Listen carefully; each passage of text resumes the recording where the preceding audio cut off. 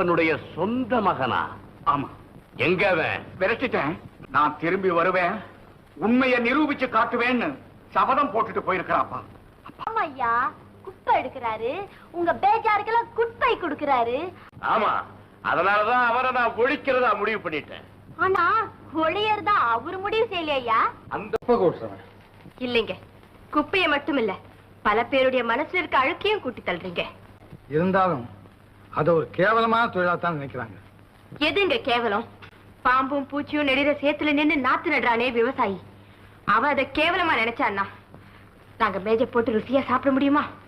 தெருவோரத்துல தேங்கி கிடக்கிற சாக்கடைய கை போட்டு அள்ளி கொட்டுறானே துப்புரவு தொழிலாளி, அவ அதை கேவலமா நினைச்சானா லட்சக்கணக்கா திருடக்கூடாது, பொய் சொல்லக்கூடாது, லஞ்சம் வாங்கக்கூடாது, பஞ்சம் தீர்க்க கூடாது. இதை தவிர வேற எந்த தொழிலும் கேவலம் இல்லைங்க.